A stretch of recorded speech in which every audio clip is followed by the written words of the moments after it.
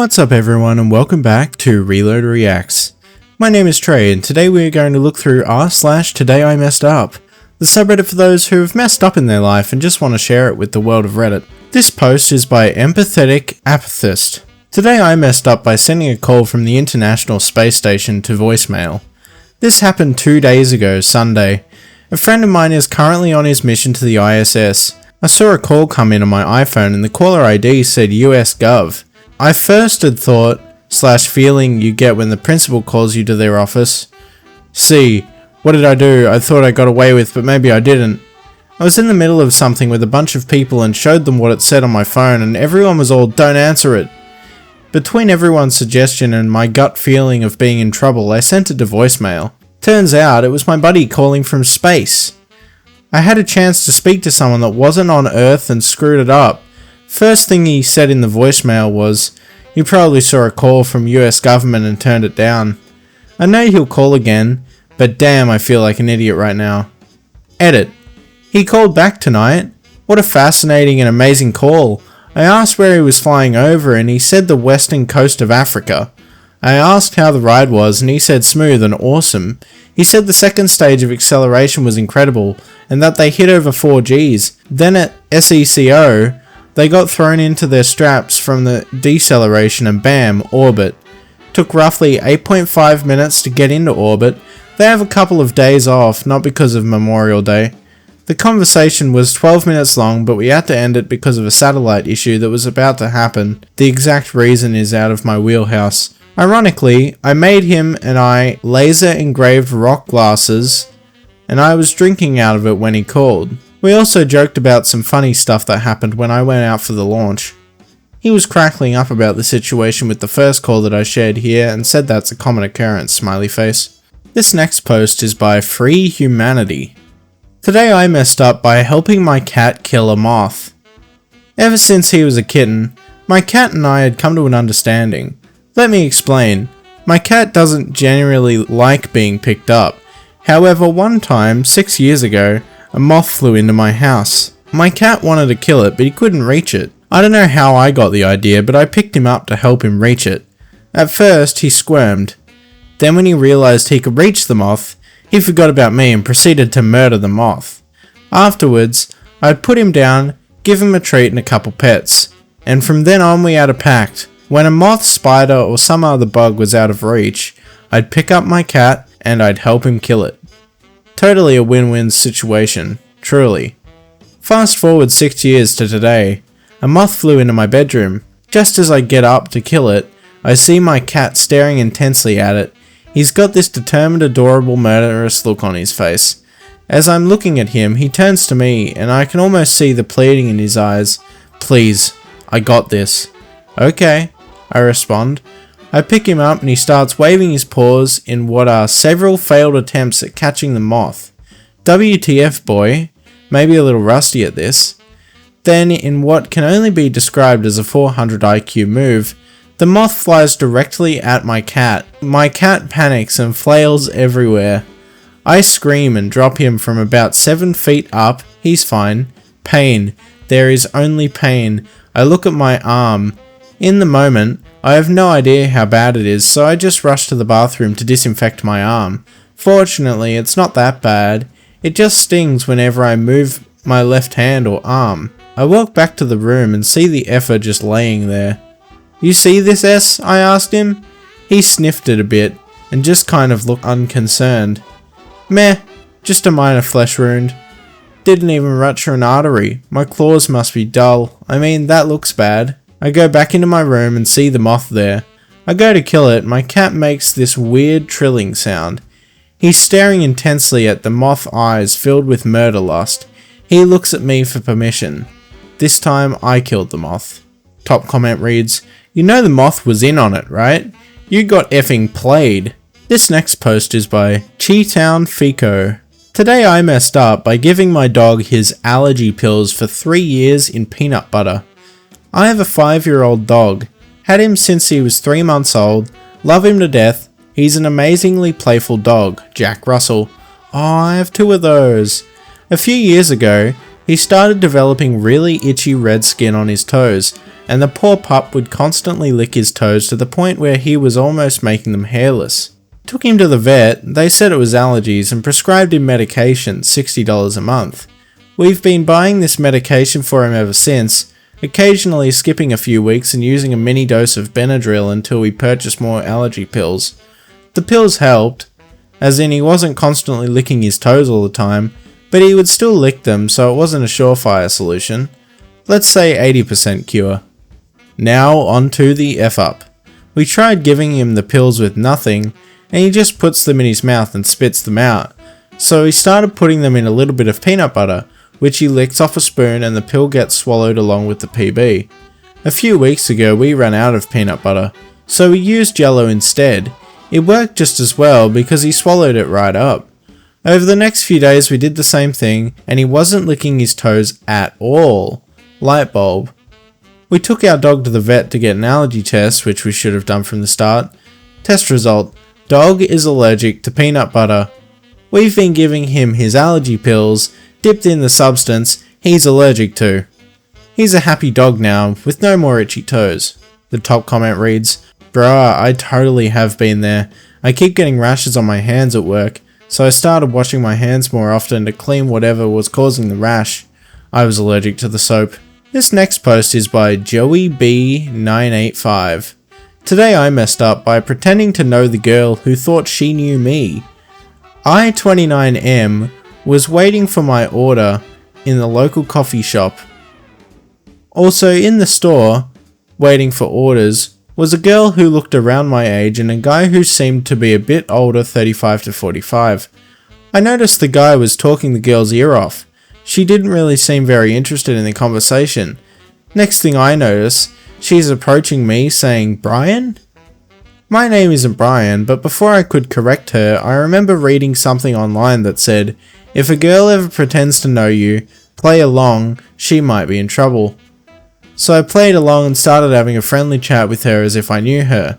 Well, not long into the conversation, she looks at me and goes, "Wait, you're not Brian?" To which I respond, "I know, I thought we were doing a thing." Then a bit louder and annoyed, she says, "Why would you pretend to be someone I know?" Now the guy she was with comes over and asks if everything is alright. Knowing I had effed up, I just told them honestly what I was doing. Turns out he was her boyfriend and he was talking about fantasy baseball. That's why she was so disinterested. She found it funny and thanked me even though I read the situation wrong. He was kinda offended, but understood. I have never been more embarrassed.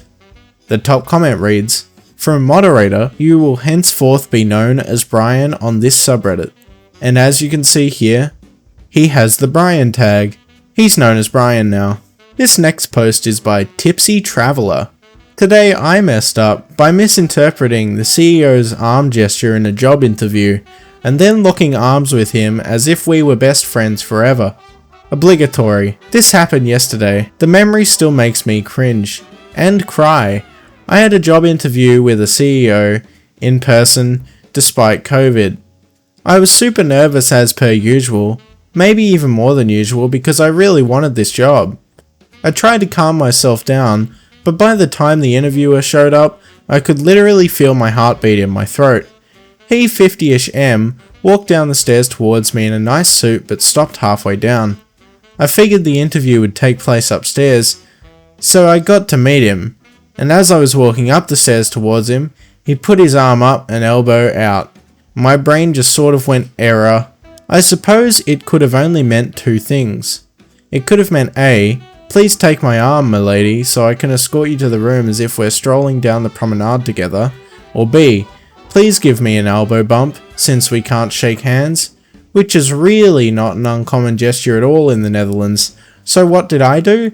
Yes, I went with option A, and I eagerly locked arms with this stranger man that I had never met before in my life, as if saying, "Yes, good sir, let's go for that stroll." And then we just stood there, arm in arm, halfway up the stairs, sheepishly staring at each other. I wanted the earth to swallow me whole. I just didn't know what to do next, and I don't think he'd fully understood what happened, so neither of us moved. When he finally gathered his senses, he said, I meant to give you an elbow bump?" after which I quickly put as much distance between us as I could and mumbled, right, yes, that makes much more sense. Because it did, let's face it. And then we had the interview. Why am I like this? Update. Oh my word, I've been invited to the second round of interviews. Update 2. Third interview is in a week's time. This is dragging on, sorry. Update 3. I got the job. The top comment reads, congratulations on being the most memorable interview of the day. That may help when it's time to hire. And it did, because he got the job. This next post is by I'm Pinocchio. Today I messed up by dropping one of the sharpest blades in existence. This happened about 30 years ago when I was doing my PhD in tissue biology. A little background. In the lab we use something called microtome blades. For those that don't know, it's a blade that is so sharp it's used to create 1 micron thin slices of tissues that are literally less than 1 cell layer thick to be studied under a microscope. So yeah, pretty sharp. They weigh a little more than a small kitchen knife, taper out towards the non-cutting end so they can be sharpened for many years. I was taking it back to the lab after it was just sharpened, and usually we carry it in a special container, partly for safety, but also if it gets dropped the vibrations will create microscopic bends/fractures in the table that cause it to cut unevenly and the blade is essentially ruined. As fate would have it, I forgot to bring the case, and was too lazy to go back across campus to get one, so I just carried the blade by hand. Another detail is that, since day 1 of working with these blades, it is indoctrinated in us that we are never to drop them, because they are very expensive to replace. Nowadays, they are cheaper to manufacture and even come as disposables, but back in 1980s money, it was several $100, and it would delay your research by several weeks while a new one was shipped. With that in mind, as I entered the main hallway of the biology department, the blade slipped out of my hand and, in a split second, I subconsciously reached down to catch it, maybe after it fell about 1 foot. Unfortunately, I caught the blade sharp side down and it instantly severed 3 tendons in the palm of my hand. I immediately noticed I couldn't close my index finger, middle finger and ring finger. It was very strange because there was very little blood at first, but after 5 seconds, bright red blood started pouring out of my hand. Before I knew it, the white tile floor of the hallway I was standing on had a rapidly spreading pool of blood. It all happened so fast I hadn't fully comprehended what I was experiencing. Another fortuitous part of the story is that one of the anatomy professors saw all of this happen and immediately rushed over to hold pressure on my radial and ulnar arteries to control the bleeding. I ended up having surgery to reattach the arteries and the tendons.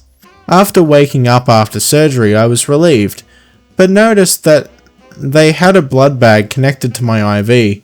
The nurse said, I lost quite a bit of blood and had to be transfused during the surgery. I wish this was part of the story where I tell you that I had an uneventful recovery. However, after the surgery I started having severe fevers and chills, terrible back pain, my urine was a muddy dark brown colour and I could barely catch my breath. Turns out, the lab person who drew my blood mislabeled the tubes and I was transfused with the wrong blood type. I ended up staying in the ICU for a week, almost had complete kidney failure and severe pulmonary edema. I vividly remember the doctor saying that my kidneys were most likely in complete failure and I would have to have lifelong dialysis or a transplant. Fortunately, they caught the transfusion reaction before most of the blood was infused, and I never had to start dialysis. This next post is by AO Nostalgic. Today I messed up by totally mishandling my cake day, making me afraid of Reddit. This happened today. I have one mess up in my life which I found funny and wanted to share. I, being an absolute amateur at Reddit, with only one successful post in 2 years, tried to strategize and save it for my cake day. Clever, isn't it? So I posted it. It got auto-removed for a good reason. I fixed it and posted it again. It got auto-removed for an even better reason I hadn't known about. So I made a post about failing to post to Today I Messed Up. Guess what? It was removed for yet another reason I hadn't known about. I fixed the failed post about failing to post, posted it, and it was downvoted immediately. And suddenly, I was overly afraid to break another rule I had just learned about, that you are not allowed to republish banned content, which might result in me being permanently banned from Today I Messed Up. So I quickly deleted it, like a teenager caught in an awkward situation, seeing only afterwards that I had 2 friendly comments already. I am 47 years old, by the way. I give up posting to Reddit. This next post is by F7TJ78. Today I messed up by taking LSD and pretending to be French for 10 months. So this was more of a mess up that happened quite a while ago, which only just caught up to me a few weeks ago, so also not today. About 11 months ago, I moved into a new house as a temporary sort of thing until I could get the money together to sort out something properly. I was hoping to already have moved out by this point. On my second day after I'd finished unpacking, I decided to break the house in with a nice acid trip. I'd brought some with me that I'd recently bought, but not had the chance to use yet. Things were going well with the trip, but then it seemed to be getting really intense, and I quickly realised that the tabs were much stronger than I had been told they were, and I thought being locked up in the unfamiliar house wasn't helping me relax. So I figured the best thing to do to relax would be to go for a stroll, because I was starting to get pretty overwhelmed at that point. So I left the house to start my walk, and my next door neighbour happened to be just arriving at the same time. It's a street of tightly packed terraced houses, so next door's door is about 1 meter away from mine. I had not met anybody on my street yet and didn't realise this was a friendly, tight-knit community where people talk to each other. She said something along the lines of, "Hello, nice to meet you. My name's her name. Are you new to the area?" So basically I do this thing sometimes where people try to sell me things on the street, etc., where I pretend I can't speak English. I remember a few words from my GCSE French, so I just say some nonsense sentences, and then people usually leave me alone. In the state I was in, this conversation seemed like it would just be way too intense for me, and French just sort of came to me as my default response to the situation. My exact words were this, one of my favourite lines to use, and I shrugged my shoulders a bit with a weak smile. She pretty much just left me to it after that, and I got on my way. I did my walk and got home about 2 hours later. I was tripping majorly, so the walk ended up taking a lot longer than it needed to. When I got home though, my next door neighbour was stood in her driveway talking to another neighbour who stood outside. I tried to keep my head down because I couldn't handle any more human interaction, but she waved at me and said bonjour, so I instinctively returned the bonjour and got inside my house as fast as possible. When I got in, I started freaking out straight away because I realised that I'd just become French, and now 2 of the neighbours think I can't speak any English. The next day when I woke up, I realised the best thing I could do as an Englishman was just live with this lie for the rest of my short stay in this house to avoid the excruciating embarrassment of having pretended to be French for seemingly no reason. Fast forward 10 months, I still live here, and at this point I'm in deep. My life on the street is a web of lies. I've perfected my French accent, and over the course of 10 months French, me, has learnt a decent amount of English, so he can hold disjointed conversation. I've gotten to know the neighbours pretty well, and I was the nice quirky French guy on the street. I didn't let the lies slip ever, because every day and every conversation I had just meant that it would be even worse if anyone discovered I wasn't French. If I had friends come over, I don't have many, so it wasn't too bad. They knew to never speak to the neighbours because of my strange situation. Most of them found it amusing at least. Things were going okay, and I wasn't too worried about being exposed anymore because I'd gotten so used to it. I'm not home that much, and when I am, I rarely leave the house for any reason, so I only had to do it for maybe 5 minutes a day when I was out on my street. If anything, it was a nice way to spice up my day when I got to take on my French persona. French me somehow had much better social skills than the real me, even if his English was a bit limited. But then, there was the day it all came crashing down. I was walking to my car and saw one of the neighbours coming towards me from the opposite direction with someone else next to her I didn't recognise. She stopped to say hi, as she normally does, and then says to her friend, "This is OP, the guy I was telling you about. You might be able to see where this is going." Her friend hits me with a question in French that I didn't understand a word of, and I knew he was actually French straight away because his accent was way better than mine. I didn't know what to do and just froze. Every second that went past just made it so much more painful, and after way too long of a pause, I just decided I had to come clean. I told her I actually wasn't French and couldn't speak French, and then I tried to play it off like some kind of practical joke I'd been doing on everyone. Nobody was buying that. I fast walked straight to my car and then let the embarrassment just swallow me for a while.